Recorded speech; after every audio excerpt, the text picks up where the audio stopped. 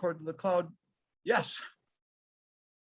Okay, welcome R511 Fall 2021 participants. Nobody's a student, nobody is a teacher. We can only assist in the learning process. There's no one who can teach you anything. We facilitate, moderate, and so forth, coach, scaffold, nobody's true student. We are just there with you, learning with you. And I am learning with you. I didn't design this course. Dr. Mike Melenda designed this course 40 odd years ago, but it's different than 40 odd years ago. Because now, in this version of the course, in week 2, module 3, the ISD models, that's what we're covering this week, we can do something that Dr. Melenda couldn't do 40 years ago so effectively, and that is bring back prior students or alumni of the program, have them say hello from wherever they are in the world via asynchronous conferencing technology like Zoom. 10 years ago, it was Adobe Connect. About 15 years ago, we were experimenting with that. Before that, it was see you, see me, I see you, you see me, and picture tell. Zoom is probably the most rich and powerful, and not famous, rich, powerful, and famous people. But we have someone with us today who's rich, powerful, and famous. Well, at least she's powerful and famous, wants to be at least. Rich, we don't know. But from Bhutan, my only student who's ever come from Bhutan. I've known Khendum Gyabak for 12 years, since October 2010, when she came to my talk. It was an invited talk. I came dressed as Indiana Jones and talked about the heroes, gyros, and revolutionaries of the shared internet after my World is Open book came out. And all the people I had interviewed for that book, I kind of featured, and the audience got to pick who I got talked about. And then I would flip back and forth. So it wasn't a linear talk. It was a very spontaneous. And so Khendum says, I want to go study at Indiana, where she was currently a student, a master's student at University of Texas at El Paso, which takes a lot of Bhutanese students in apparently, and knows a lot about, features a lot of Bhutanese culture. And so when Khendum arrived, she tried getting me to do things that relate to Bhutanese culture, including, so right now I'm trying to create a Dalai Lama-like daily calendar based on my running quotes every day. So I have, I'm trying, Khendum. And every once in a while, Khendum nudges me along to get with the program and become a part Bhutanese. So she sent me her book, Sit, Breathe, and Be Mindful. And she hopes that all of you can sit, breathe, and be mindful with her today, and therefore just absorb the interesting information that she has to give us related to her master's thesis a little bit. She'll talk about in Bhutan, her dissertation in Papua New Guinea and Bhutan, the pilot in Papua New Guinea. I think the actual dissertation took place in Bhutan. I had thought she had enough data there in the Papua New Guinea study. And after her dissertation, after defending, she ran off. No, she didn't run. She went in an airplane and went to Nepal, where I'm currently doing a study with Donoza, or at least about to. We got all the human subjects approved. We're going to look at students self-directing their learning as teenagers, trying to learn English via massive open online courses. So we're very interested in what she has to say about Nepal. But I know she has a lot of slides related to Bhutan and to Papua New Guinea, PNG. And those will come first. So we'll take a pause for a second, about halfway through, or when I feel like she should pause, and we'll open up for questions, then she'll go back. And then we'll interview her about her career. So this is going to take a little more than an hour, hopefully not much more, but my introduction has been an hour already. So I want to thank Khendum for, she's worked at UW La Crosse, Wisconsin La Crosse, and I'm a Wisconsin person. She worked for a person I know, Bill, and his last name, I'm blanking again. Khendum, unmute your mic. Bill Serban. Bill Serban, thank you. So she worked at La Crosse doing pretty high level instructional design work, kind of had a two-pronged job in terms of the whole campus training, and instructional design in terms of courses and so forth. So she can answer your questions about both the ones you had last week. But then her husband went off to Minnesota to get a medical degree. And so she went to Minneapolis as well. And he's from there. And so they're very familiar with the Minneapolis area. It's a very multicultural, high literacy city, probably the highest literacy in the United States.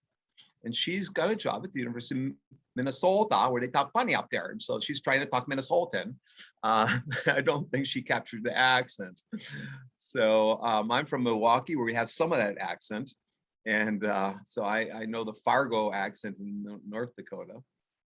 So Khendum, we're going to have you talk about a bunch of stuff tonight, but I think I would like for you to, at least for 2 minutes, just say some things about yourself that I missed and then jump into your slides. And you're muted, Khendum, just so you know. Yes. Is that Crixus or Spartacus? I just wanted to introduce Zuzu to your class, from my class too, some of them. This is Zuzu. Crixus is somewhere down here. He doesn't like to. It's okay, buddy. He doesn't like to be held. Sorry.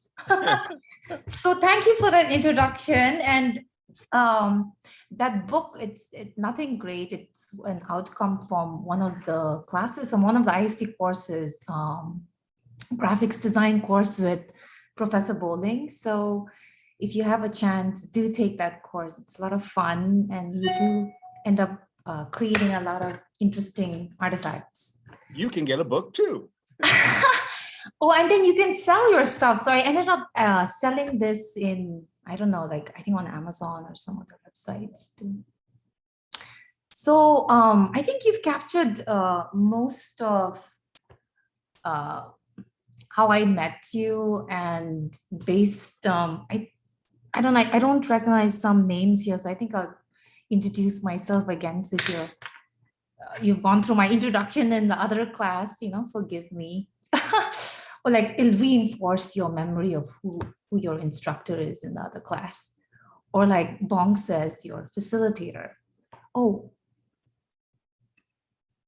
so I think I have to admit someone. Sorry, one second. I don't know, sorry for interrupting. Sorry, Khendum, I was going to turn off my video for a second. I turned yours off.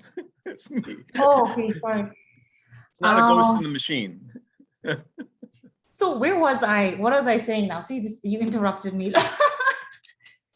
So welcome to the comedy show between Bonk and Khendum. So just going back to my my role, essentially I have worked in Texas too as an instructional consultant back in the day. That's what it was called. Before that, my prior role was I was a software engineer back in Bhutan, working for a telecom company, doing mainly Oracle database management. So if some of you are in the IT sector or come from the IT sector, you might understand some of those terms. So my interest in ISD, I think, of course, definitely started when I went to Bonk's talk. However, way before that, I think it started when I was working as an engineer. I never really felt like I fit in terms of, it was always so cold, the server room back in the day. So I was always wearing a really thick jacket, and I never felt like, I liked the idea of like connecting to people and like explaining things. And when I was traveling, where I'm from, Bhutan, it's a really small kingdom. I'll talk a little bit about that. So I didn't want to really say much about Bhutan. When I was traveling, I, recognized such a huge disparity in terms of the digital divide, digital literacy, but overall, even in terms of Bonk's mentioning such innovative teaching and learning methods, but in places like Bhutan or even a lot of countries around the world, the rote and drill form of instruction is still very prevalent. So I know somehow I felt like I wanted to be in that space, and then also somehow communicate, the technology interest or the aspect of, these two areas, right? So I did go get my master's in Texas, where I got my, I did some research on the digital divide in Bhutan. I'll talk a little bit about that in my about my research, my early research. And then I came back to graduate school in IST, where I focused more on design research. And so that's where I identify or position myself as a scholar or as an academic. And so today I was thinking of generally just talking to you about the roles I've played in as, a researcher, but also as a design practitioner for some of those who you're interested in just wanting to practice design outside of academia. And yeah, there's a lot of growth, a lot of opportunities. And like I said, maybe even 10, 15 years ago, the term instructional designer was so esoteric. Now it's so commonplace, like everywhere I see so many job postings, but also you see the value, the role this plays, the role this plays in society, or addressing, some of the needs that we have, not only in education, but also outside of education. Thanks for mentioning that, Khendum. Modules 14 and 15 at the end of the course will get to jobs, and so we'll emphasize that. Okay. So All right, I covered Norve and I everything. will go through the data that we've collected on that. So thank you. That's good. So as all boring scholars go, we all like to position ourselves within, some idea and theories, and, it really informs the way we do and, approach our practice, right? Whether it's in research or as a designer. So my thinking, and I think you'll see a lot of this if you are taking my, for those of you taking my R511 class, I talk a lot about a lot of these ideas will be embedded in some of my lecture notes and my scaffolding. So essentially, I,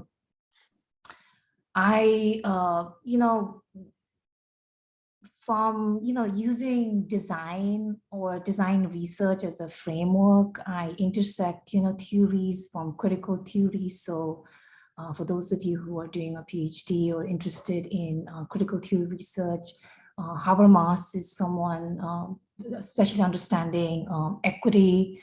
How do you embed, even if you're thinking about equitable, I stamped on it. If you're thinking about equitable assessments, even thinking about deconstructing, the ideas of what we even think about our systems or structures of education, right? So he's an interesting, or he's a good scholar to, position, that I've positioned myself, or even in our own School of Education, Phil Karspecken, I follow a lot of his critical ethnography in how I get informed in my own research methodology. And I do bring in a lot of my understanding of technology, digital inclusion interventions, especially looking at it or understanding it from the aspect of, how does it look like when these like interventions happen, like in the developing world, right? Or even in rural classrooms in America, the digital divide still exists. Or even in urban classrooms in America, you see like in Miami-Dade school districts, right? The digital divide is so rampant, like especially last year, some of these pictures are so heart-wrenching, where you see some kids, accessing the internet, from McDonald's, bringing their laptops. And so anyway, I try to read a lot of literature, get a lot of my understanding of inclusion interventions are informed from there, mainly from the works of, I think, Bonk, you've worked or spoke to him, right? Sugata Mitra. So he's done the hole in the wall research in India. Mark In fact, he was our first guest in Silver Lining for Learning. Oh, really? Yeah, yeah. Yeah, it's a very interesting person. So he talks about disruptive learning and thinking about there's not much intention behind how he approaches inclusion. He And I talks about the school in the cloud, correct. having the Yes. granny cloud, grandmothers in the UK mentoring kids in India, and all sorts of things. Yeah, he won. He inspired Slumdog Millionaire. Yes, he's And inspired a lot of people. So a lot of my, I'm saying my early research in Bhutan is also inspired by his approach of what he's done in Hole in the Wall in the slums of India. So essentially, this is where I position myself as an academic, but I also definitely bring some of this ways of thinking, right, and understanding into my own practice as a designer. So going back, I think, is it this week you all are talking about models, theories in this class? Okay. yeah, and so I'm glad you have Yeah. a fun model because all the models we're reading Yeah. this week are all boring. So I'm glad. Okay. Yeah.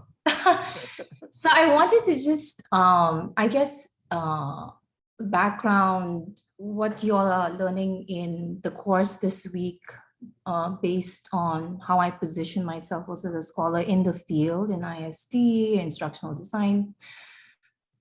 So essentially, most of you must be aware of this model, the ADDIE model, right? A very process-centric mindset of design has been a very dominant view, hegemonic view towards approaching instructional design, right? And I do want to add, there's a little bit of side notes here, right? I do want to add that, obviously, these pioneering scholars like, have made a case for flexibility or, this very cyclical view of going back and forth, right? In some of these phases.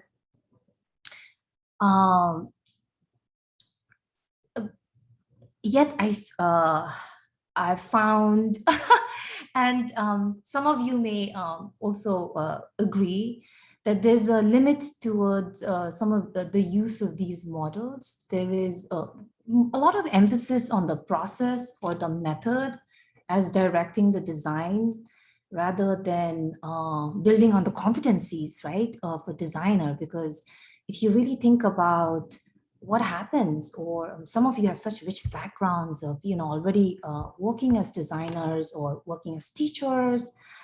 Teachers don't identify as designers, but you do a lot of designing, right?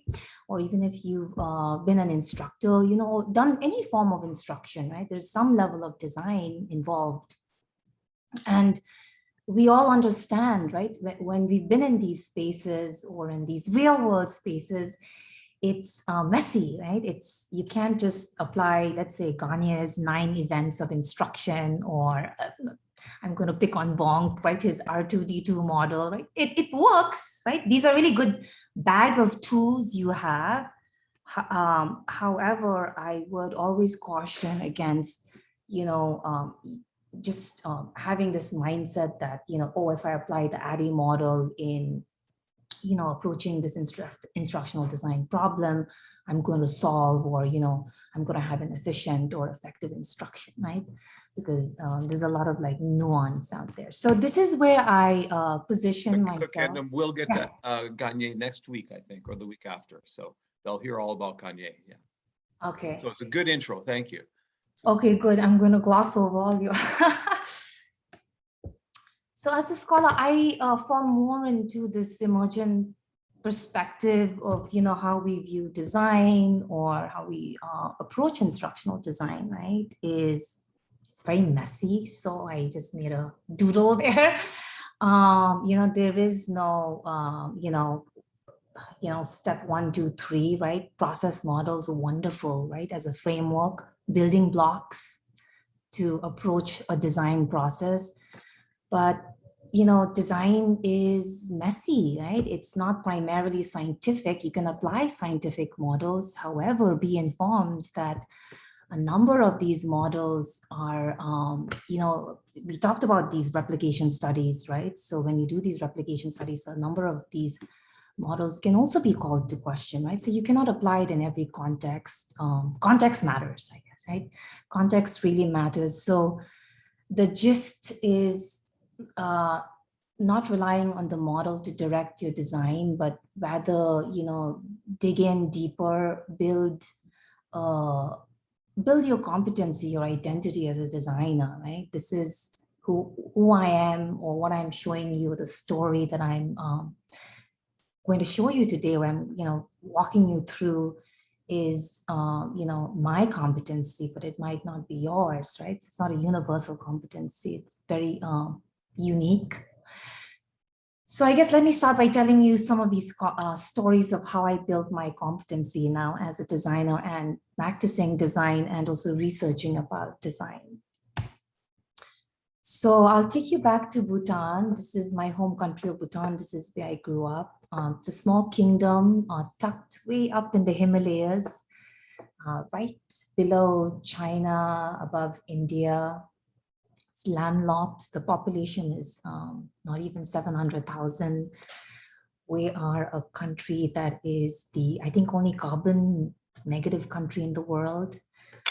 Almost 70% of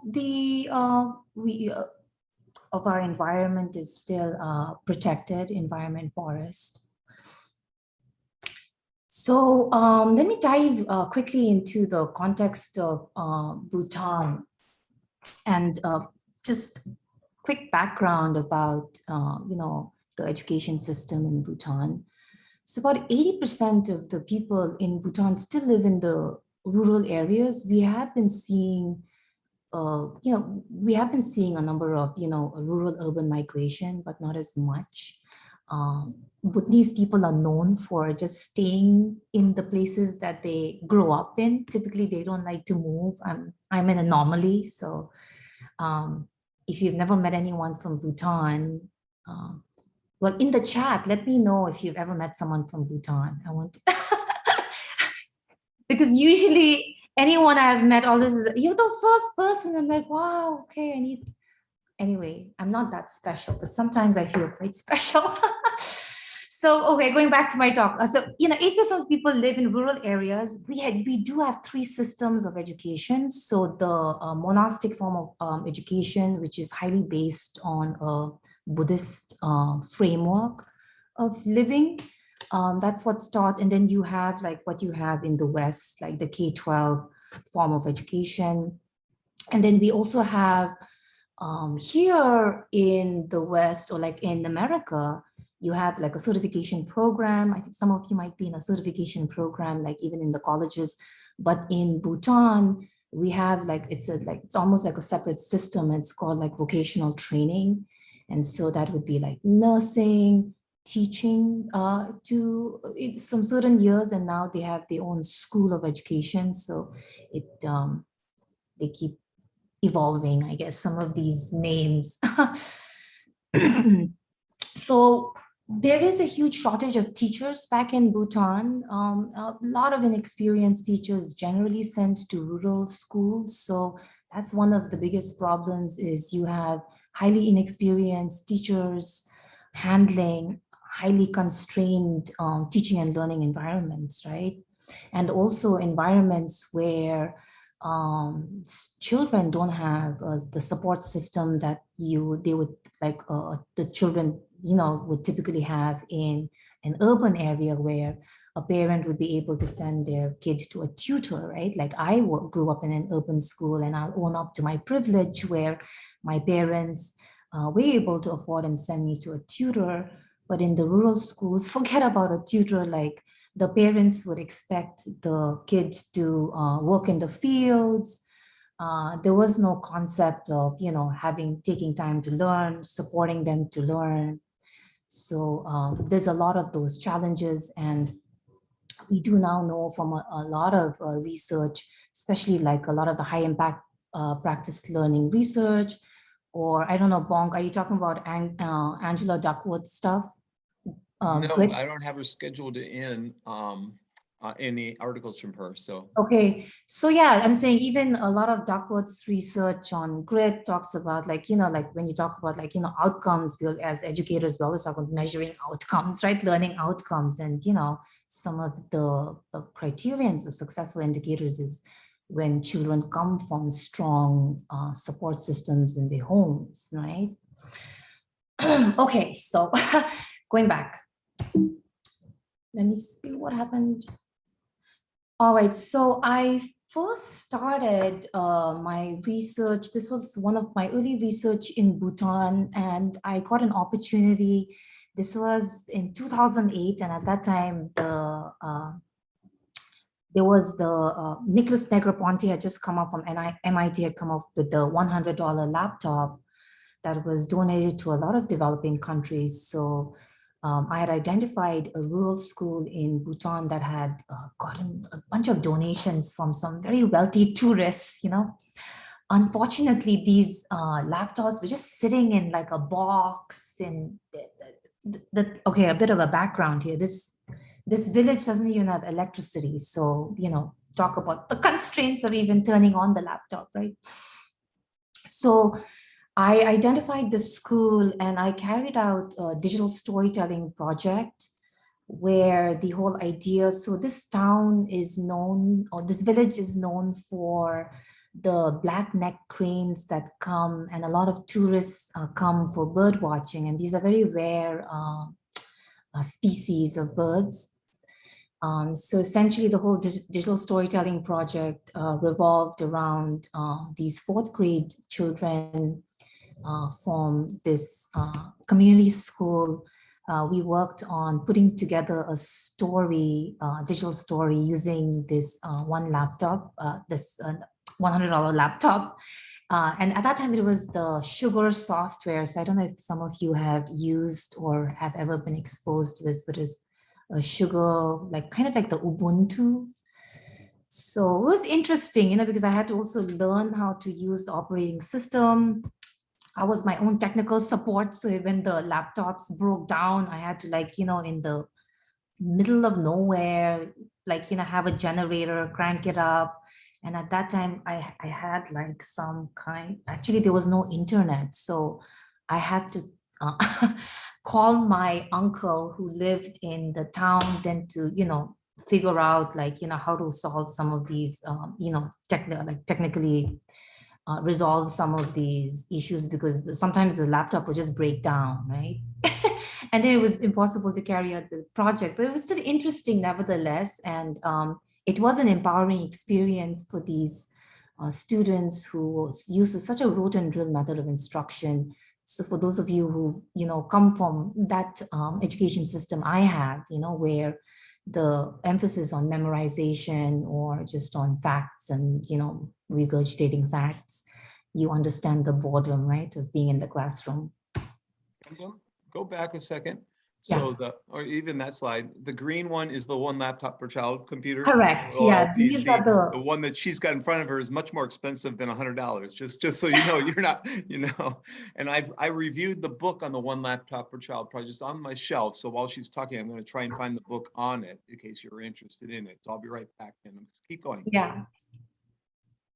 All right. So these are just examples. I want you all also, you know, I'm saying to pay attention to, you know, the classroom environment, right? Like there's such a lack of resources. And if you see the shelf in the back, that's their library, and there's no books.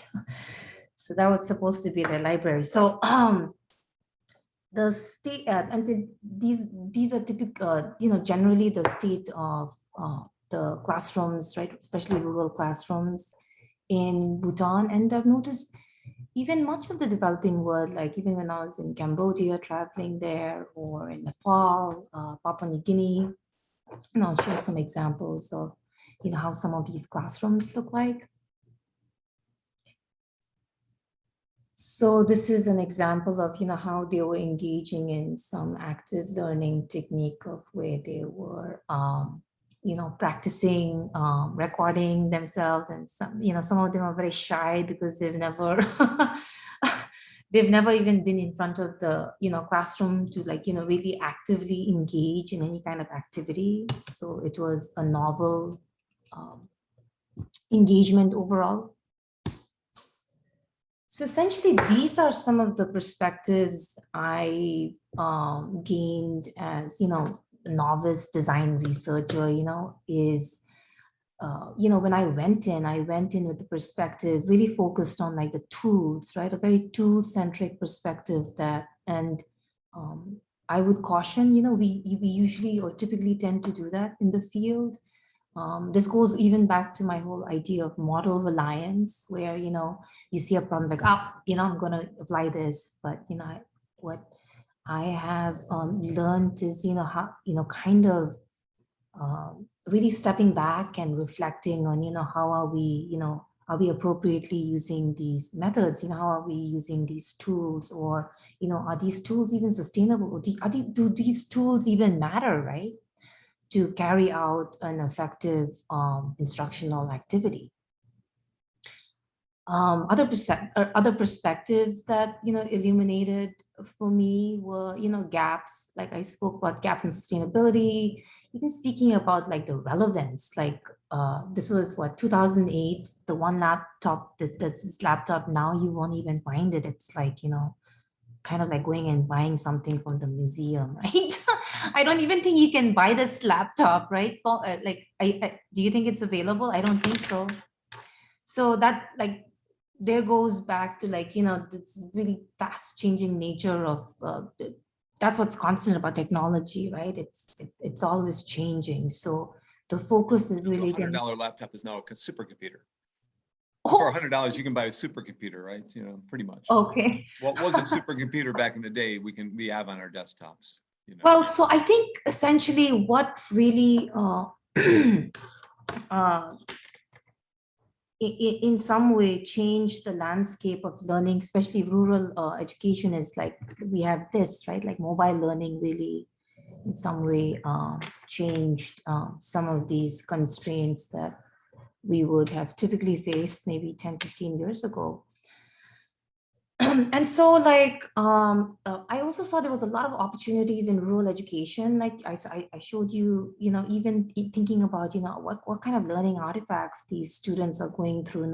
Are we even preparing these learners for, we keep talking about 21st century learners, and then I showed you examples of these classrooms, right? And then don't you feel like there's some dissonance, right? It's like, well, like, how are we engaging as a society, I don't really see any gaps being bridged fully, right? I really still see there's a lot more work to do. However, a little bit more pragmatic response. So going back to this whole idea of sustainability, and if for those of you who are really interested in international education or international development work, a big question is like, what happens when they leave, right? When I'm there, or like, when the people, like, when the people who give the grant are there, right? You have that support, but when that support system is gone, like how are we like building capacity, right? How are we building local capacity? And I think those are some of the questions that, kind of drove me back to go back to Bhutan again for my dissertation research. And this time I kind of really wanted to study it more from a designerly lens, or from a design lens, of looking at teachers as designers and seeing how are they, how are some of these teachers. So I did a multiple case study in Bhutan, essentially following a group of teachers who've done a lot of rural teaching. So kind of a phenomenological and ethnographic research of sort of crossover between these two methods of, going and doing a backstory of following their life story of, their experiences, how did they overcome some of these constraints. And along the way, I found that there's so much creativity, right? There's so much making do that is very designerly among teachers. They're still they're very innovative. They are able to navigate the constraints, and actually the constraints push them to behave in more designerly fashions, right? So like, look at this example here. Like, this is just a side desk of one of the teachers' classroom. She's a third grade teacher from Bhutan, and the school is very under-resourced and they don't get a lot of materials, right, as teachers. So she's just utilized like Kindle containers to create some of these artifacts in her classroom, or just look at where she stores some of her materials. Also, what I've come to find from my research is that even with the lack of resources, these teachers are still able to make learning engaging, right? Motivate their learners, really in some way speak to them where they need to be spoken to, rather than saying, hey, this is the way that you need to learn. So for example, like on the right hand side, you'll see these rulers, right? And then if you look more closely, sorry, the pictures are not so clear. If you look more closely, you'll see that the teacher in this class, because the students not able to afford, the parents are not able to afford buying rulers, right? To learn the concept of measurement in their class. And this is a village, so you can't just go to a shop and even buy it. You have to walk like a day to get to the near town, to take the bus to go to the capital Thimphu to buy some of these stationaries.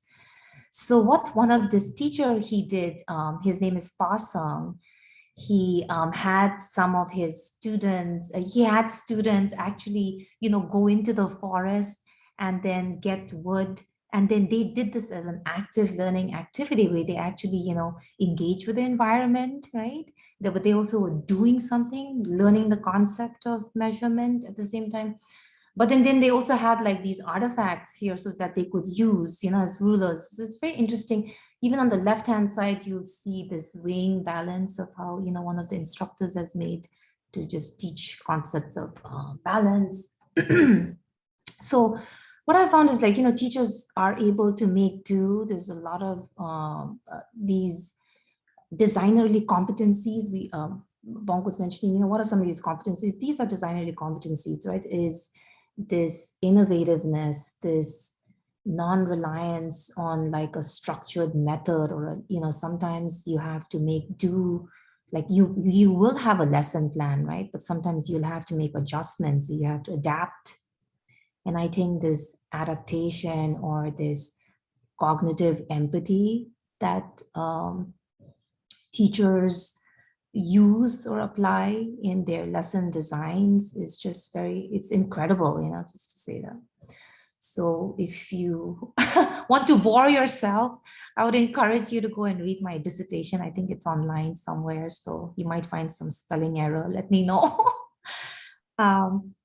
Anyway, so I just wanted to continue, my work. As you can see, I really like to position myself in the area where I can make an impact. So with my research, I like to make an instant impact. Like even in my work as an instructional designer at the U, when I'm working here, it's like I like to do stuff where I feel like, okay, this is where it's going to lead to. Then this really vague, So for example, it's my friend James Ham. He's a ER doctor, and he founded the Water Hands Hope nonprofit.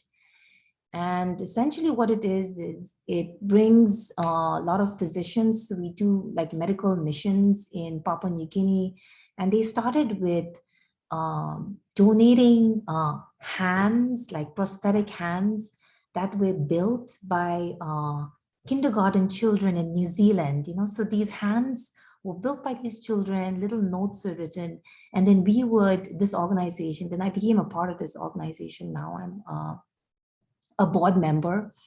So we would take these hands, and then in Papua New Guinea, they had a big problem because tribal culture still triumphs the rule of law. So tribal culture is still very prevalent, especially in most parts of Papua New Guinea. And essentially what happens is your hands get chopped off. So if you steal something, so it's very common. So in the hospitals, you'll see it's called chop incidents, where you'll just have people with no hands. So we started by taking hands, and as we started donating hands and then getting physicians to donate hands, there was a very big problem with or a huge prevalence of waterborne disease in this village called Wariki in the Western Highlands of Papua New Guinea. And the clinic was tracking this data, and what was also correlated with this data was they didn't have a health curriculum that talked about sanitation and hygiene, right? So there was no education really built around this. And a lot of nonprofits would come to PNG, and this is the case, very common case with, you see it in the, I would say, international development space, where people come in, they bring a lot of resources, like laptops, let's say, right? Or they brought in a lot of these textbooks, curriculum on washing hands, sanitation, but it was donated. A lot of these were donated to schools, 200 schools around the school district, but none of the teachers were using it because, number one, it was written in English, and English that is more that's familiar for, let's say, American audience, right? Not English of how, let's say, Papua New Guineans would speak or understand or comprehend English. So the way it was written, but more so it was even the resources in the books. So like in the resource manual, there was like sprinkles, sparkles, just like very absurd materials that where would you find in the village? So none of these books were used. So my friend, when he started this nonprofit, he got hold of one of the doctors who was actually running a huge nonprofit there. And they got like a rather large grant from the Rotary International, where they were building water and sanitation. So let's say like building hand washing sinks in the schools, building toilets in the school. So at the same time, they needed a curriculum to go hand in hand. So somehow he got hold of this wind of this project, and then he wanted me to get involved. And my friend James, the Mad Hatter he is, he sent me an invite written on this napkin, right? So, and then the Mad Hatter I accepted that invite, and I went to Papua New Guinea to live for 2 months. And so for those of you who are not aware of where Papua New Guinea is, it's a really small a series actually of islands that's in the Pacific West. It's really like by Australia, Indonesia. It was a Dutch colony at one point, very tribal. They have a number of tribes, I would say like hundreds of tribes. And I was mainly based in the Highlands region. In the Highlands region, it's even more difficult to get to the tribes. In fact, actually, the first contact, there's actually a film you should look up. It's called The First Contact, where these two anthropologists from Australia made first contact with the tribes in this region. I think it was in the late 70s. So it's not too long ago, right? That these groups of people have been introduced and exposed to our way of thinking and ways of knowing. So there's definitely some challenges there too, right? Of how we are approaching, sanitation and their ways of, knowing. So a little bit of context about Papua New Guinea, it's a country of 8.5 million people. Like I said, it's in the, South Pacific. The UN 2020 report ranks PNG as, one of the bottom of all the Pacific countries in terms of, sanitation, hygiene, health-related statistics, waterborne diseases. Children still die of diarrhea, which means like essentially 60% of people do not have access to clean water, right? A big problem that we are seeing even in the rest of the world, as climate change becomes more and more real every day. Anyway, going back, so 51% of schools, only 51% of schools in the entire country in a population of 8.5 million have access to water or some form of water infrastructure, right? And then this really disrupts when girls reach menstrual age. Yeah, imagine, so like the dropout rate is very high among girls, and then you see this whole cycle of domestic violence too. So then you have this whole another bag of thing brewing here. And even with sanitation, it's the same thing with the access to water. So only 28% of schools in the entire country have access to sanitation. So essentially, there is a widespread culture of open defecation. So like, just going and squatting, and then this is then contaminating the water. This is contaminating, I'm saying even their food source, right, where they are farming. So a number of these issues, right, have in some way contributed to these the cases that they were seeing in the clinics. And another interesting cultural knowledge that I found when I was doing a little bit of a scoping analysis was it was impossible to teach the students or the people in the village about concepts like if you just showed them dirty and clean water, like even if you like they didn't understand that, because you had to even go before that. So I'm sure you learn about prior knowledge, or you must be aware of prior knowledge concepts, right? So that's where some of this, I think, thinking can be explained. So that was very interesting for me, right? Because it's like, like what kind of activities can we do, right? In a classroom that has no resources and with highly inexperienced teachers. So I'll tell you my story. So I wanted to take a little bit more of an ethnographic approach. I lived in the community. So I lived in, it was a coffee plantation that was run by this physician who was running this nonprofit, was running this whole grant I mentioned earlier. And I really wanted to apply a criticalist lens. So I wanted to see, what were their values? Like what were some of the value orientations that, that they showed up for, right? That made them happy, that, that was their definition of happy, right?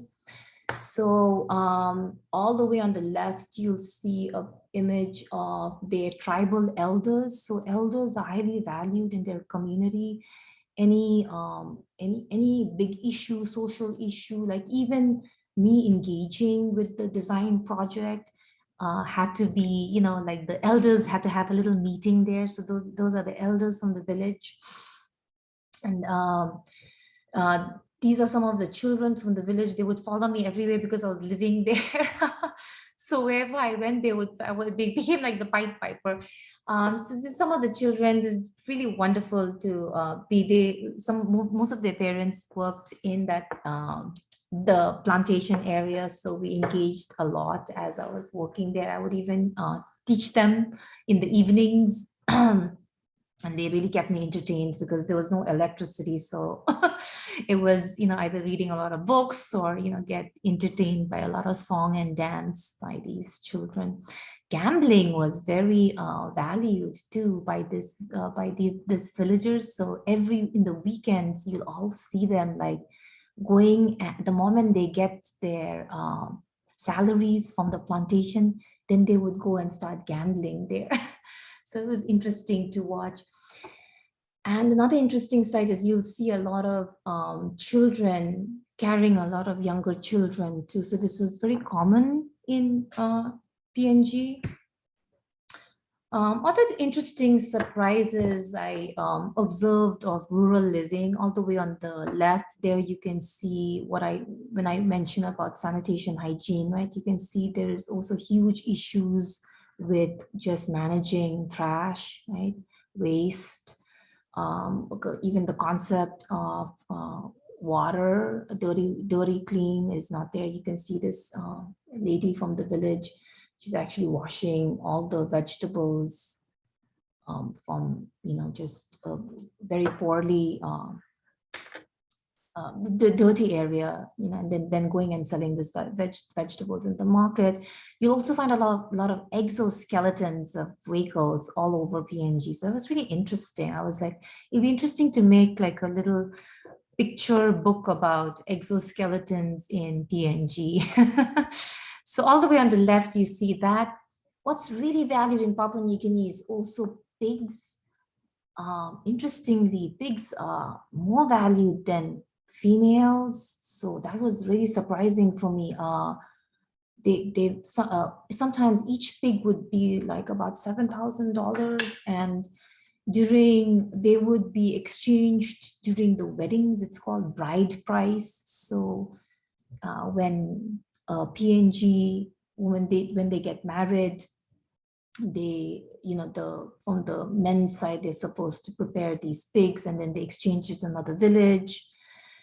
There's also another tradition that I found really interesting. I witnessed. It's called the compensation ceremony. So this was a little boy from another tribe was hit by the car by this tribe, that the Waraki tribe that I was staying with. And it's very dangerous. If they don't get compensated, in a few days, then they'll start warring with each other. And then, there's no law and order it's like, imagine, like warring. It's like, and so the compensation ceremony I witnessed was very interesting. There was alligators, snakes, like 5 pigs, turtles that were exchanged. So this tribe, ostrich eggs. So it's very interesting for me, as a researcher, to observe these, just, I guess, value orientations, right? I was mentioning earlier. Khendum hit and killed or hit and injured? Pardon? The boy was hit and killed or hit and injured? He was hit and killed. Okay. Yeah. It was really, so I think the perpetrator was also, sent to the prison. I'm sure something like that happened. But then they also have like tribal judgment rendering, of some sorts. Otherwise, it becomes like a constant warring. Like this tribe that I was living with, they've been in constant war with, like, apparently another tribe, that's in another like in another hill. It's quite absurd when you think about this, but it's real. Like when you're there, it's real, right? And it's scary too. Like I've been in some certain scary situations, especially as a female researcher, being in these environments. Yeah. Take a little bit of a risk. That's going to be my first question for you. Maybe just point out, we're going to be going to break in about 20 minutes. So, we're in about an hour now. How does one get the courage to do all this? You get your courage to do all what you've done. So I've always been interested by challenge, surprising elements of life, right? And I think as a designer, like, I think that's one of my ethos is just, I don't know, I've never seen myself in this 9-to-5 mindset of, how to live life. And I don't know, like, you weren't scared. You weren't scared when you went to these places in Bhutan or in Papua New Guinea? Well, I would not say I was not, like, of course, there's always the imposter syndrome, or, oh my God, like, am I asking the right questions? Or, you sometimes, and in these spaces of research, like in most of the times, like you're in the dark, right? Like you are, you don't really have someone to ask these questions, and it can be quite serious. So, like, of course, from that perspective, yeah, scared, but physically scared for my life. No, I think that's not my personality. So okay, that's good. That's my answer I wanted to hear. 1 or 2 questions from the audience before we go to the end of your talk. Anyone wants to jump in here?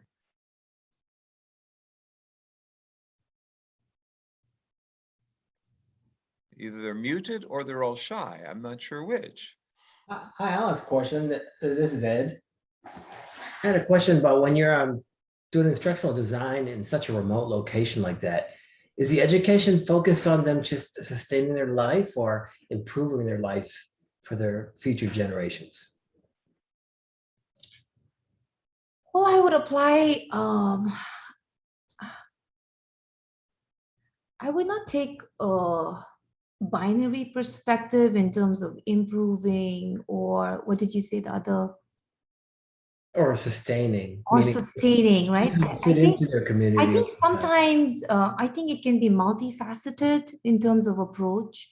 However, like, if you look at these communities or these communities that I've been working with, like goes to Maslow's hierarchy, right, of basic needs. Like first is just sustaining their life. So a lot of the instructional design work that I do is essentially, working on education related to like, how can I sustain a healthy life, right? Health would be your basic.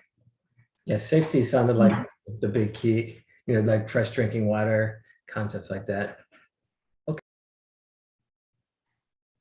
Okay, anyone else want to jump in?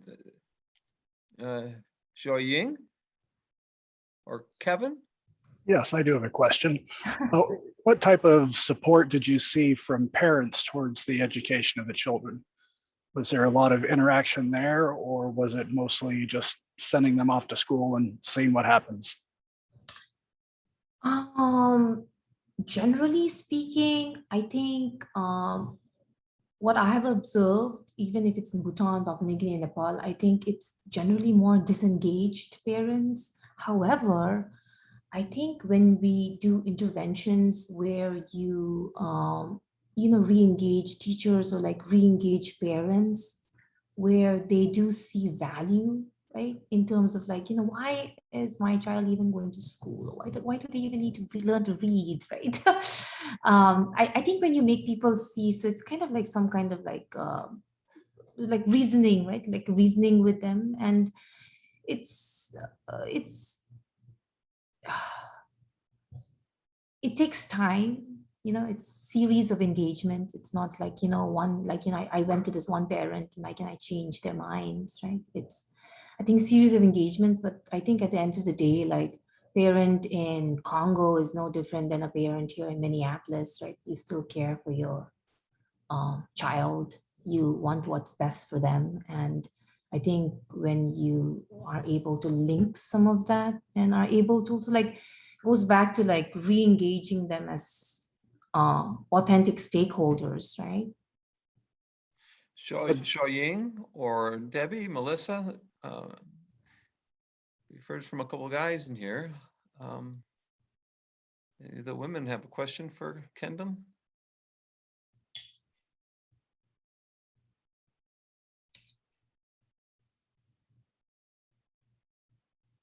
Quiet one. Okay, why don't you show us Nepal, and then we'll wrap up with some final questions. I have a bunch for you. Oh wow, already. Okay, quickly. Oh, So no, well, let's quickly finish that before we go to Nepal. yeah, I'll just gloss over, because like, you know what, I'm sure people must be so bored. Don't worry, I was a student once, I totally understand. But anyway, so I'll just quickly gloss over this.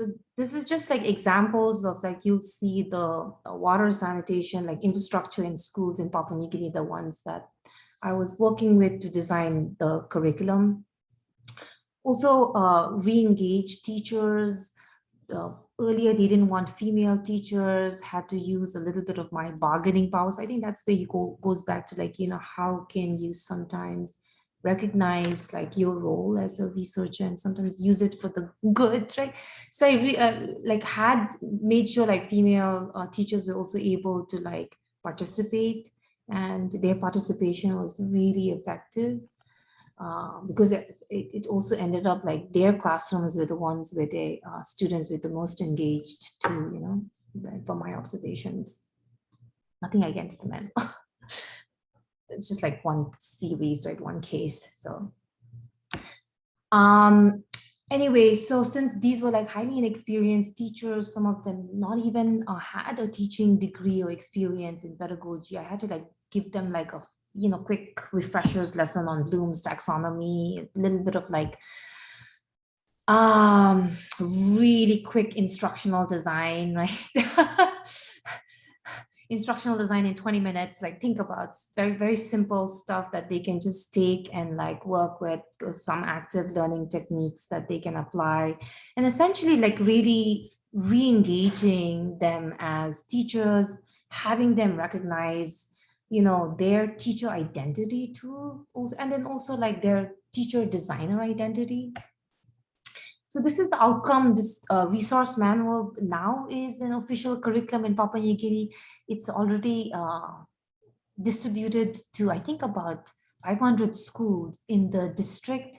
And what's amazing is a few years, 2 years ago, right before the pandemic, I went to Papua New Guinea to do another training for healthcare workers in another province.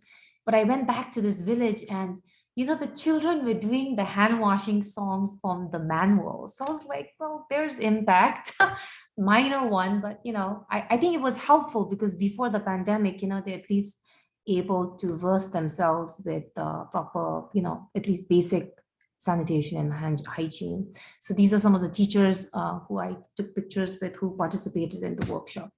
Which, if you go back a second, so Khendum was in my Saturday class, R546, of which there was a book coming out early next year, and she's got a chapter in the book. If anyone would like to read her chapter that kind of summarizes this, just send me an email and I can send it to you. She doesn't have the story of the singing. I don't think you included that in the chapter. I wish you would have now, because that really connects to the R546 class.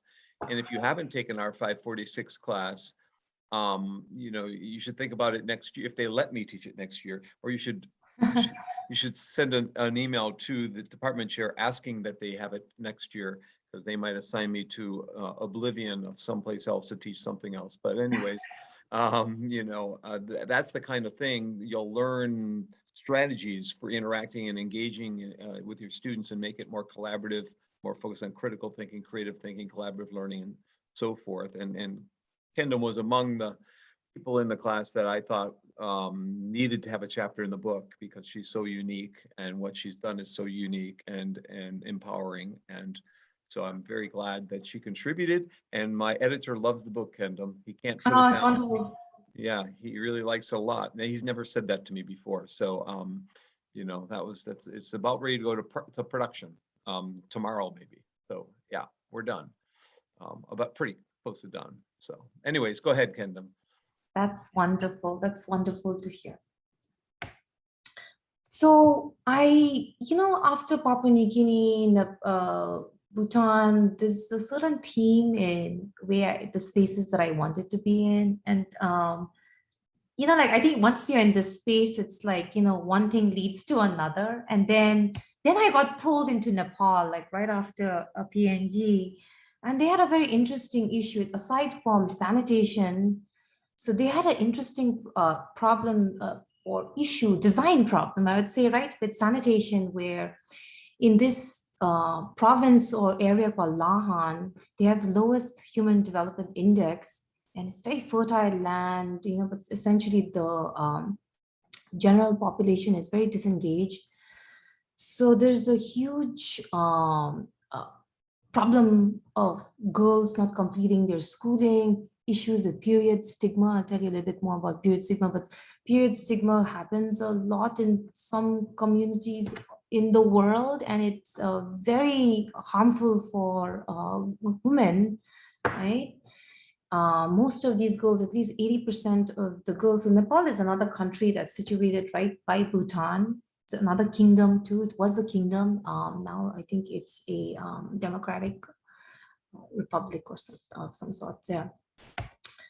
So my my work was mainly focused in Lahan. And aside from poor sanitation, one of the interesting sanitation problems I've seen is even if they built this toilet, so in Lahan, it was not a problem with infrastructure, right? In PNG, they had infrastructure and knowledge, right? Two things. In Nepal, it was like, they always had infrastructure, like even like they would have infrastructure, like let's say WHO, right? And an organization would come in, you know, build a number of these hand washing sinks, and all of a sudden gets destroyed, like one example. Another example is, let's say they would build like these community toilets, but then the people in the villages would prefer to go out and then defecate outside still and not use these toilets.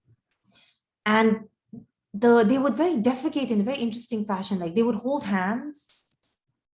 So, so it's these very interesting cultural like snippets of knowledge, right? I would consider like, right? Or like we're going back to like this whole idea of value orientation is like, so they valued actually pooping together, right? Then pooping alone. And it was important to consider because like if we were going to build like, Western forms of, toilets, then it was not going to be used, right? Again, another waste out there. So that was a very interesting design problem for me. And the other issue was the period stigma, where at least 80% of girls in Nepal drop out from schools the moment they get their period. So for example, my goodness, my lights, I think the sun is setting here. So sorry, 1 second, let me turn it. Like I look like some kind of, it looks like, anyway. She's an angel. There you go. Yeah. Okay, I'll just move here. Yeah. So, so there is a huge, and then what happens with these girls is there's a cycle of domestic abuse where then these girls don't end up schooling, they don't get educated, they end up getting married very early. Domestic violence is also very high in these rural communities in Nepal. Another interesting concept that some of you might not be familiar with is this concept of the caste system. I love this book. I just finished this book. It's called Caste. Highly recommend people in this class to read it. Isabel Wilkerson is her name. So anyway, they have a caste system in Nepal. It's kind of like India where, there is this social hierarchy, and it's very interesting because that psychologically influences the people from not wanting to participate in these systems. So if you think about it, there was like 3 major design problems. I'm still working with people in Nepal. So obviously it's not like a magic wand, right? You can go and just wave a wand and then solve these problems. So I went and did again a scoping analysis, and this is a classroom in Nepal, and how, the first question that came to my mind just as an educator, right, is how do you even spark creativity in a classroom like this, And yeah, so these are classrooms, and especially so this group of the caste, they're called the Dalits, and this is mainly their classrooms. And I'm like, how is a child even going to be engaged, right, in a classroom like this? I would be so depressed. So, and then also what I observed is because of the social power structures, social hierarchies, so the teachers all came from a higher caste, and the students came from the lower, the untouchable caste. So there was already this disengagement there. Do you see what I mean? Like, so the teachers did not really authentically engage with their students because they had this underlying notion that, I'm essentially teaching someone who's of a lower being than me, so it's the kind of navigating some of these uncomfortable or inconvenient cultural knowledge, right? And how do we as designers then, incorporate that in our designs, so for people to re-engage, or, so I think for me, those are some of the interesting questions that have come up in my engagement, especially in Nepal.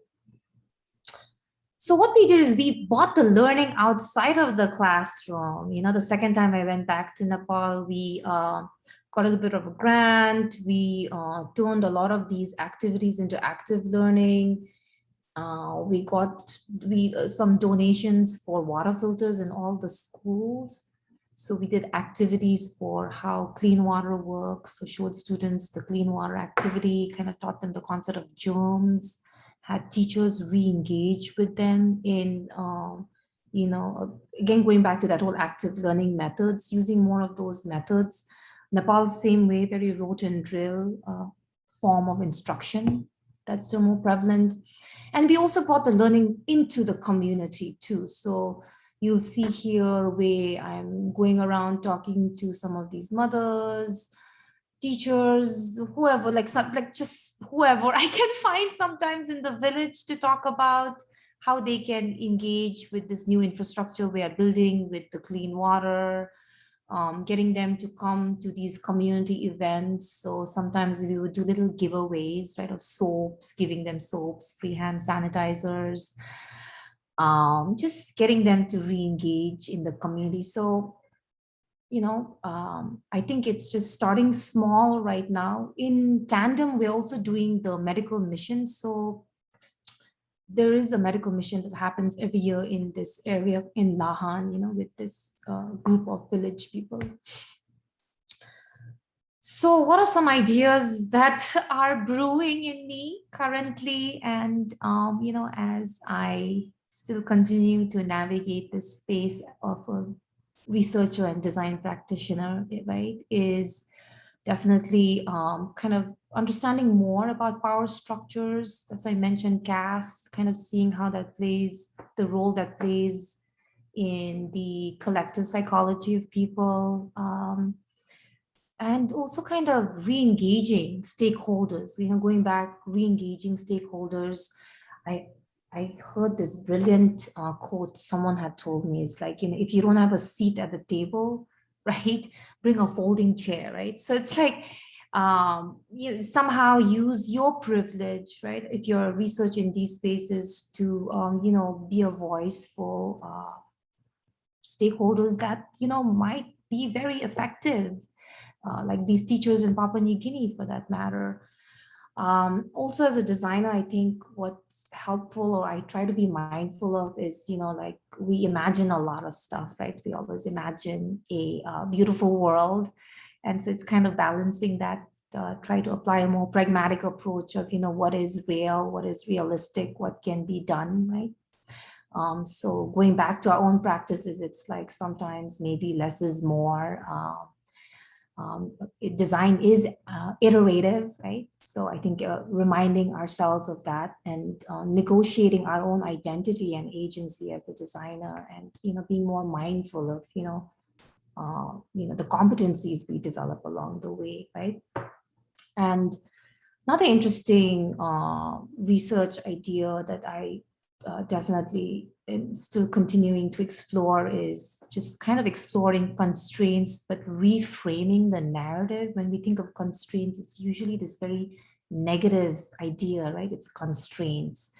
But essentially, it's interesting because constraints, typically people push people to be more creative. And if you look at a lot of these creative pursuits or inventions, right, historical inventions, it's definitely, it always rose, out of, highly constrained environments or spaces, right? I think that's when our neurons are just like so sparking, right? Because it's like a fight or flight response. So yeah, these are the three, I think, takeaways that I wanted to share with you. So thank you for letting me be in your class today. And if you ever have any questions, please email me. Some of you in my class, you can email me there too. I recently started a consulting company with my colleagues. It's an education consulting company. So if you ever want to look it up, it's gyabakbendover.com. I can punch it into the chat too. And Yeah, why don't you put it in the chat? That would be good. You're not done yet. We still have Q&A, and Debbie's really? pointing out Okay. something in the chat window, and Kevin's jumped in the chat window. Kevin, want to talk about Madagascar? Kevin. Well, I had a great experience a couple years ago. Got to go to Madagascar for several weeks to teach the teachers. We were teaching new dentists to do sealants for the teeth. Oh, that's amazing.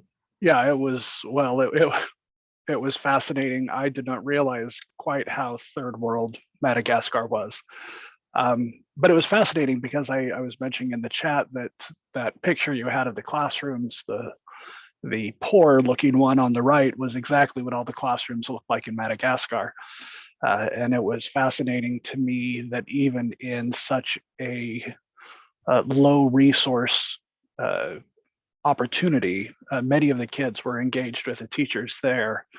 And we actually had a delightful time in all of the schools that we went to. So, I guess my point is it's not impossible, obviously, in places like that to have engagement between the teachers and students. I think obviously some of the subject matter can vary quite a bit as to the excitement of the students. But we had a fascinating time there,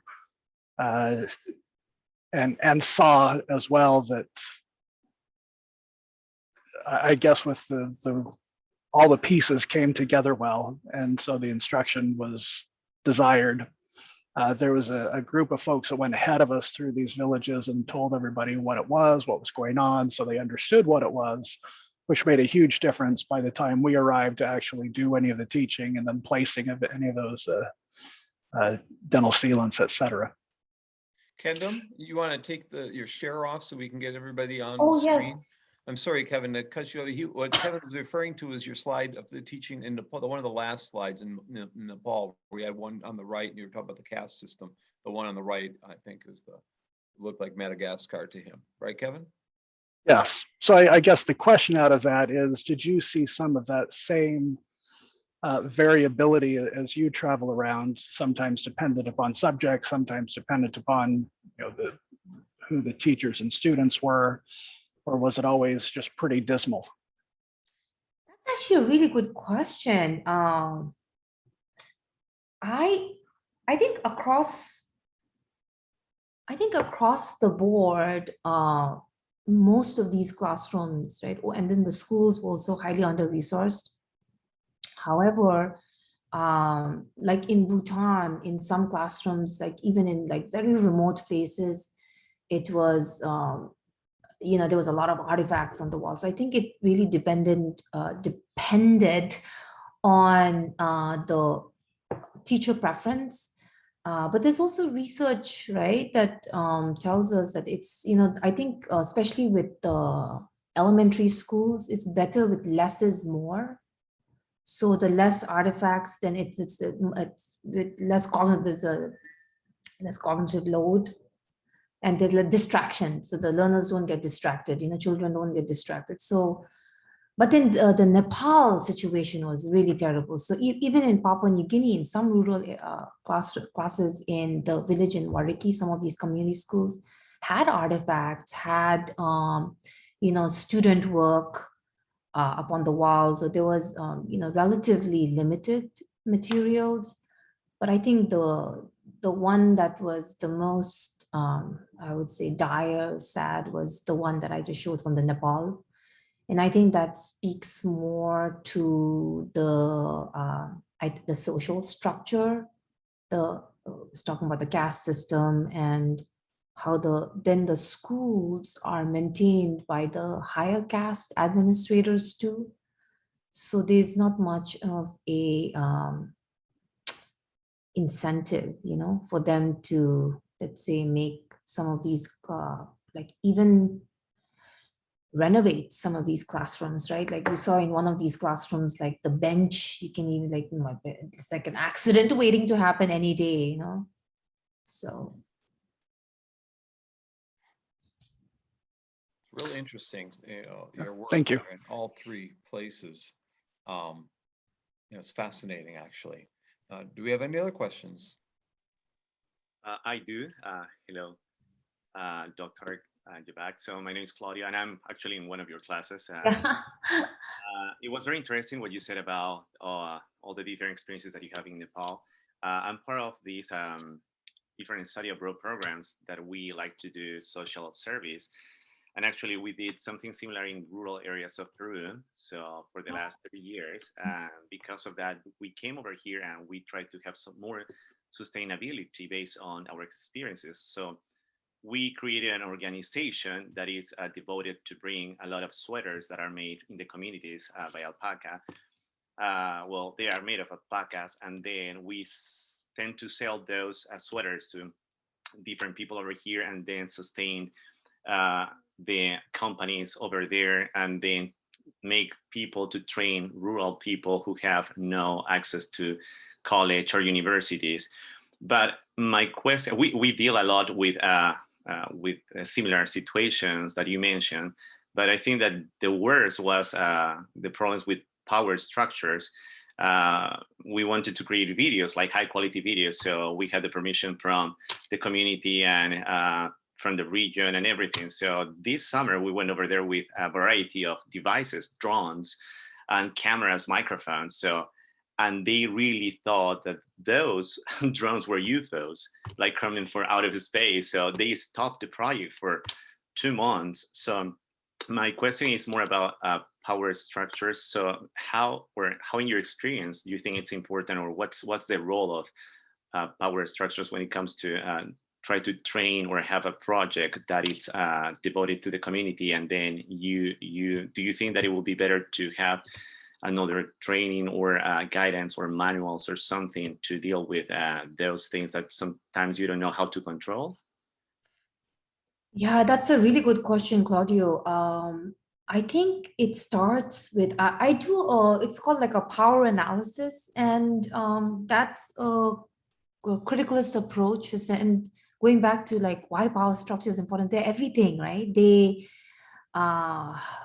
from a systems perspective too, you know, they are the ones, like I'm saying, like when we ask questions like, why doesn't this program work? No, you know, why are these groups of people disengaged? You know, I think it's helpful then to understand like, well, you know, I'm doing everything right? Like it goes back to your question, like, you know, like we're using the right curriculum, we're using everything, but like, why are people disengaged? So like, I think let's as a class ask this question, like, what makes us even engaged, right? Like if you think about like what motivates us as humans, you know, it's just this agency, right? Like our agency, our you know, wanting to be recognized, our identity, you know, like these, like that's one of the things I was telling about value orientations, like, you know, why, like what matters to me might not matter to you, right? But I think as a designer, I think it's important, because see, as designers, what differentiates design from art is an artist is in service to themselves, right? They make art for themselves, but like as designers, we're in service to society, you know. And it's not like how I want to see the world, but you know, we try to apply, you know, to our best capability, you know, the ideas that would improve, you know, the collective good, right, people. So going back to your question of like, you know, how do you even start doing this? I would start reading like Phil Carspecken's, it's a critical pedagogy, critical ethnography. Paulo Freire is a wonderful scholar. He talks a lot about dismantling hegemony. Donaldo Macedo also talks a lot about like hidden curriculum. Michael Apple, fantastic scholar, right? I think, good, Bonk, weren't you a student of Michael Apple in Wisconsin? I went to Wisconsin to take a class with Michael Apple, but there's so many good people at Wisconsin that I never, my office was near his when I was a grad student. So I talked to him a couple of times. I wish I would have. Yeah, it's interesting. So yeah, I highly encourage you, if that's your interest area, to read up on some of these scholars and see how some of their methods, frameworks apply. I apply Phil Carspecken's power analysis. So that sometimes is just even simple as, you know, like going back, living in the community, identifying, you know, who are the power players here in the village, right? So the power players, definitely the tribal leaders, definitely the people in the plantation, right? They are the ones who, you know, pay the salaries of the people in the village. So I think once you identify some of these power structures, then the next step is, then you have to think of like, well, how do I then engage with them, right? Like, how do I bring all of them on the table? Or maybe I need to like sit with one-on-one. And like with me, in my case, it was series of conversations. Sometimes it meant sitting down, in a hut with the tribal leader, kind of explaining what I'm there, what I'm doing. Sometimes it meant going with the Secretary of Education, kind of sitting down with his team, talking more like higher level curriculum mapping conversations, right? Sometimes. So I think it's like a systems approach you take to, right? Is trying to see what works best in the environment you're in. I would also encourage flexibility. It's these spaces can be frustrating, right? Because sometimes we are very used to like things being here at a certain time. Like I would sometimes be waiting for people in meetings and they won't show up. Right? One time I was waiting for the Secretary of Education a whole day and he didn't show up, right? And I wasted a whole day of, I could have used that day to like, let's say, do some data analysis, like you're busy, right? Like you need to read, I don't know, right? Like I was waiting in a hotel a whole day. Which country was that? This was in Papua New Guinea. I'll remember not to do wait in public.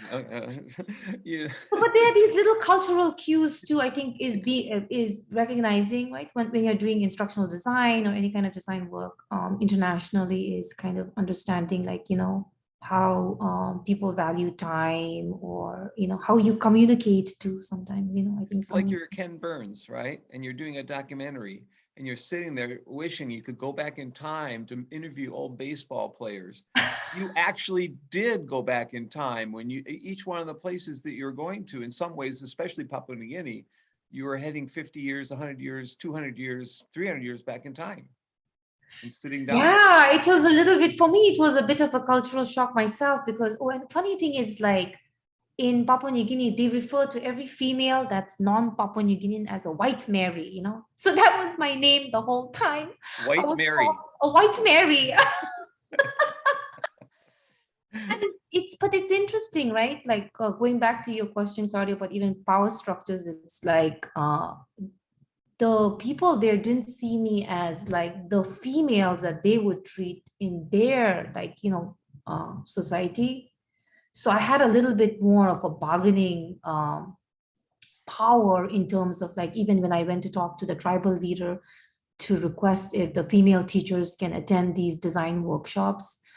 I'm saying like for him, like I was not afraid because I don't get afraid to talk to other, like, I'm saying, to another man, right? Like, but I think for him, it might have been like, if it was another female from his culture coming to talk to him about this, might be a little different, right? So I think sometimes when you can recognize your privilege and then use it for, some of these, better opportunities for others who don't have a voice, is also another way of then applying some of these power issues, right, that you would recognize.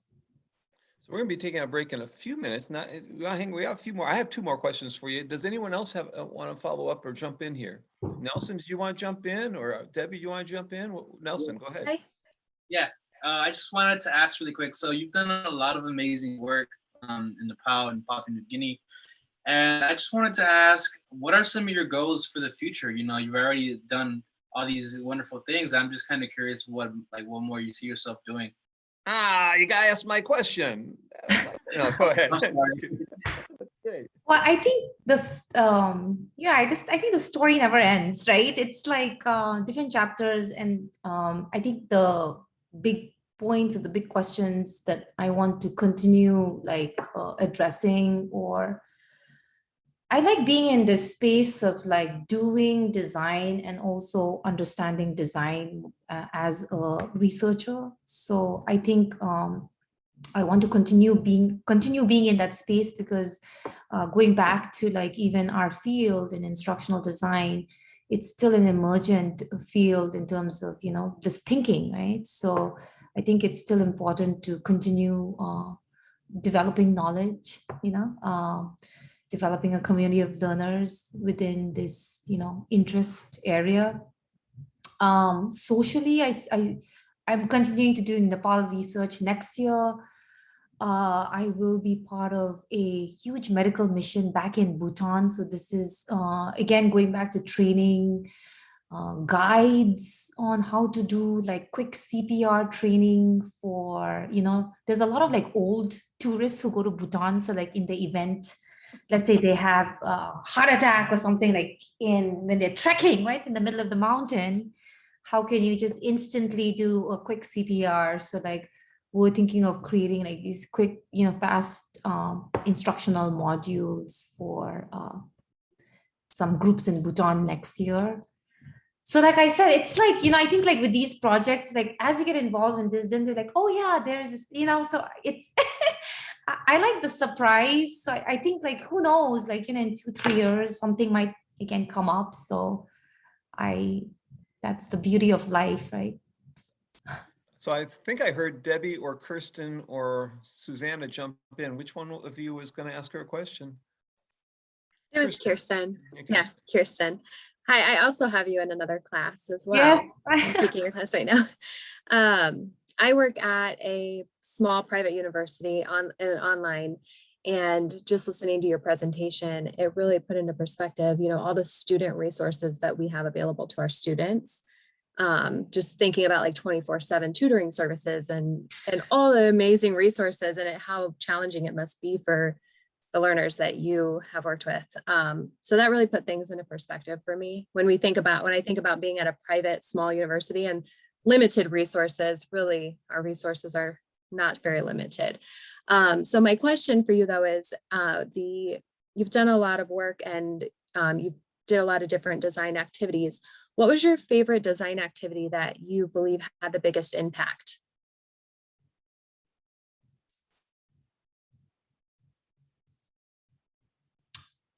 I would say the Papua New Guinea design project, because that was, I think that was more impactful in the sense it happened at also like it was mandated by the School of Education, like the school. So like there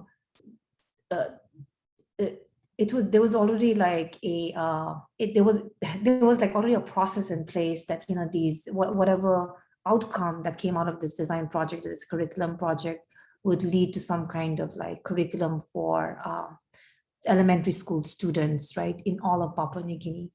So I think it's helpful, like having like when we talk about stakeholders, is ensuring, like there's impact there, because automatically you have that going, right?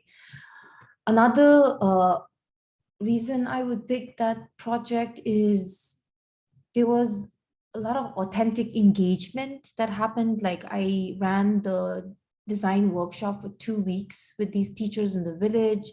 It was the first time for some of these teachers to even like be introduced to pedagogy, right? Innovative teaching.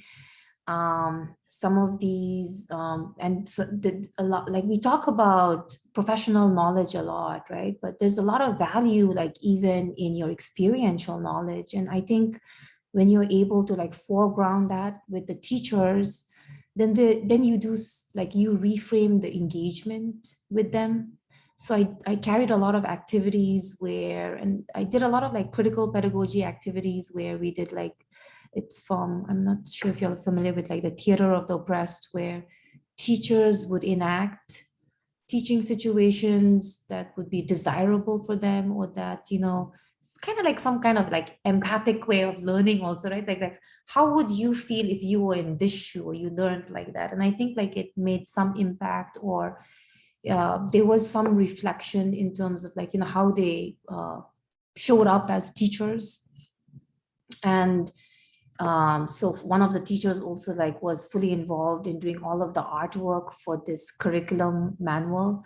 So you will see a lot of the visuals in this resource book is very relevant, because it fully depicts like the life of, people in that village, right? So even for the teachers, there's a lot of agency. Going back to agency for the teachers, there's a lot of agency in terms of like, hey, I'm the one creating this, rather than the School of Education is just sending me these textbooks, right? And I have no idea of how to even like do pedagogy. So like, I'm just going to read through these textbooks. That's usually what we observe in international education in rural especially in the developing world. So.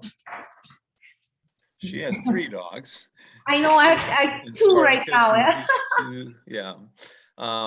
One more question from the audience here. Anyone else have something? Yes, Susanna.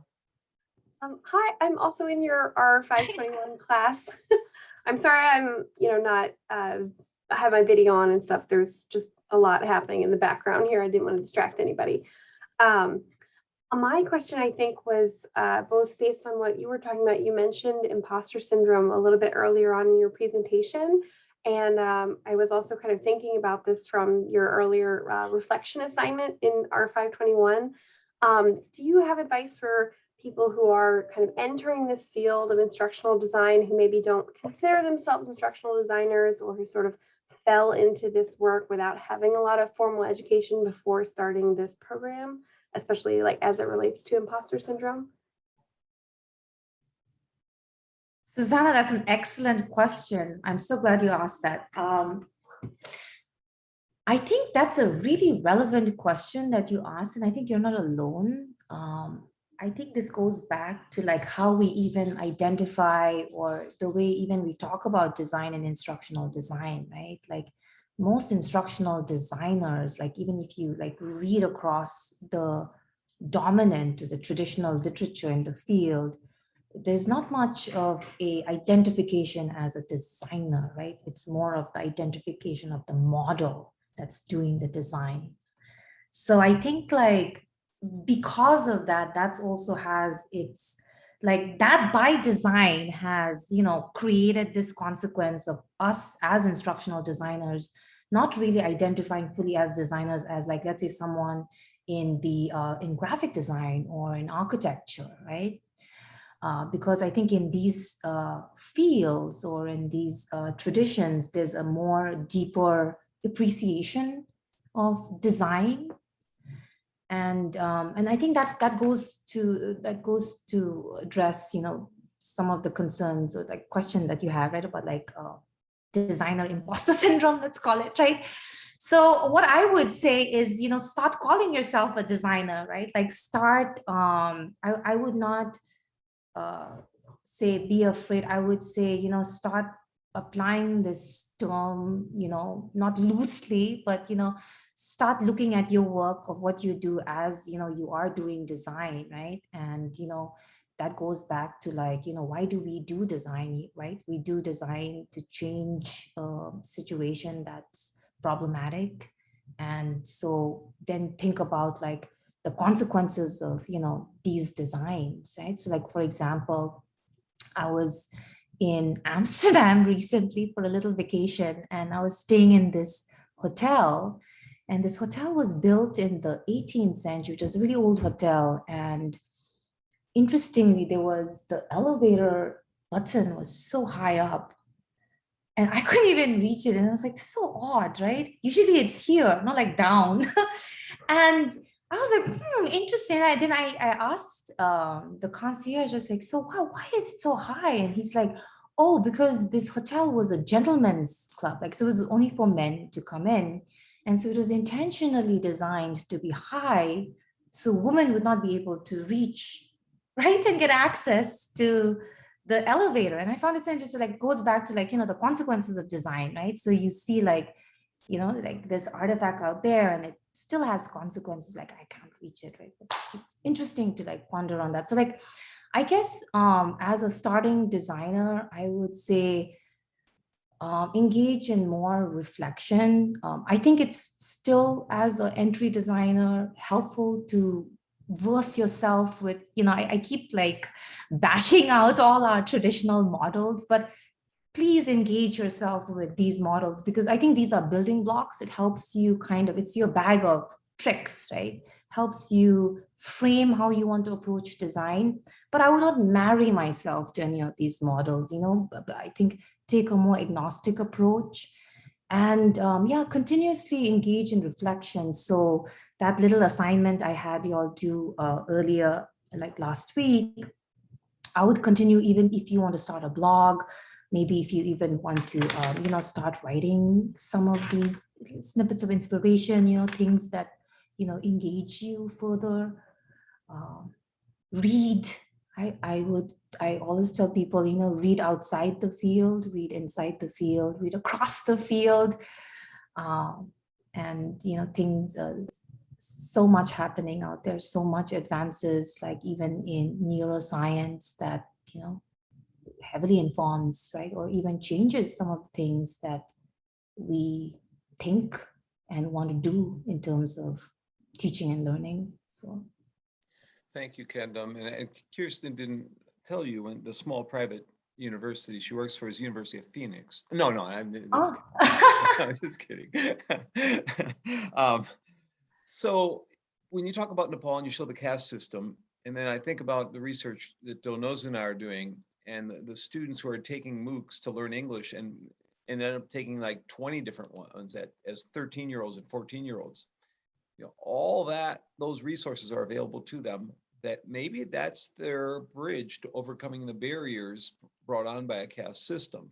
Maybe these free and open access contents become some tool that enables maybe family structure to say, hey, this is a way to move beyond your educational, what you've been cast into, in effect, yeah. right? So I'm looking forward to doing that research project. The two questions that come up, that are just simple little things, really, in some ways very, very complicated.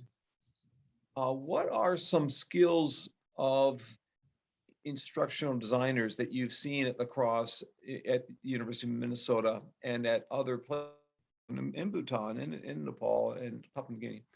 What were some of those key instructional design competencies that you were trained for at IU? And what were a couple that you maybe could have been trained for a little better? And what courses might you lead us to in IST that you think they should take in the future semesters to prepare them for those particular competencies? Could you relate anything? And before I forget, Phil Karspecken, she mentioned, is a faculty member at IU in the School of Education in Inquiry. He's a qualitative expert. He's a guru. He's one of the best teachers in the world. He won Outstanding Teaching Award. If you get a chance to take him this year or next year, he may not be around much longer. He's going to retire soon, I heard. So take him soon. So Khendum? That's a very loaded question. Sure. So Anyway, you always ask these heavily loaded questions, and I have to parse it, for a while. Okay, can you re-ask it a little bit? I was like, I got which kind of courses did you take in IST, and that yet you were smiling? You say, oh, these courses prepared me really well.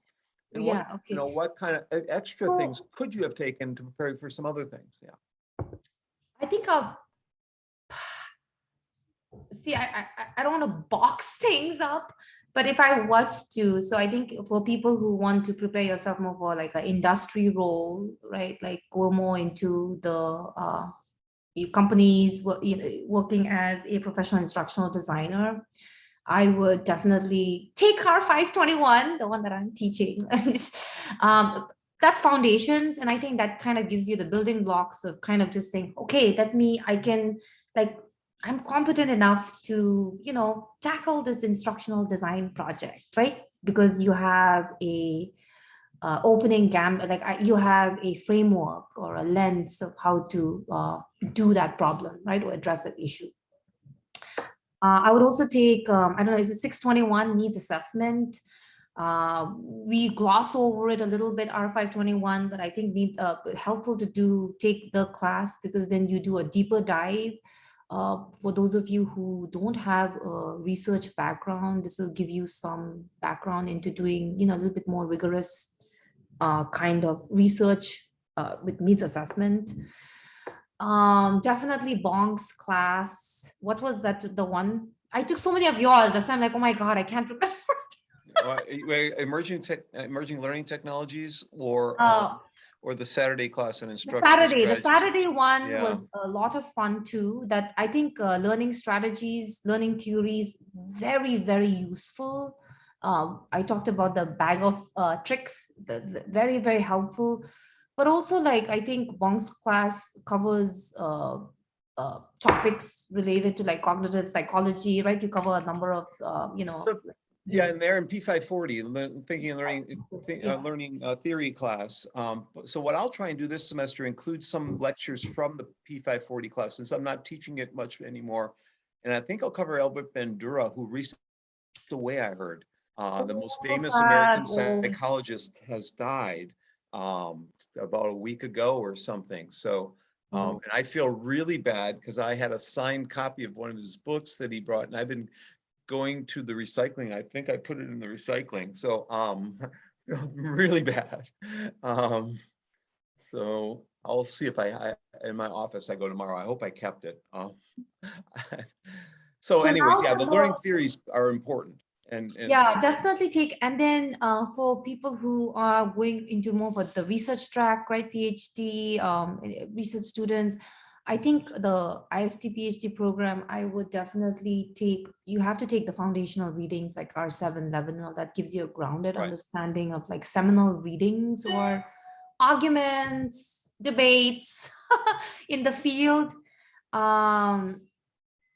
But I think like you'll also find it very helpful to take, Bonk mentioned Karspek, and Barbara Dennis is also a very experienced and expert critical theorist too. So I took critical theory 1 and 2 both with Barbara Dennis.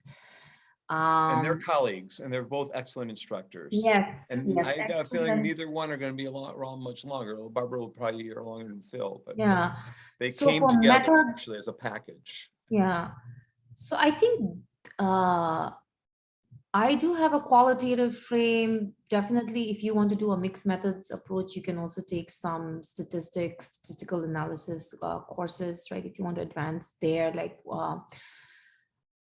I also would encourage looking up classes in social informatics. They do have a very strong design focus. Eric Stolterman, I don't know, is he still the chair there? I think so. And Yeah. does he have any online classes though? Does informatics have online classes? I don't know. Or a minor? Does I anyone took know? all Is there in a minor person in informatics? Is anyone searching for that? because I Face-to-face? minored in social informatics. Yeah. Yeah. And they're having this week a conference on AI.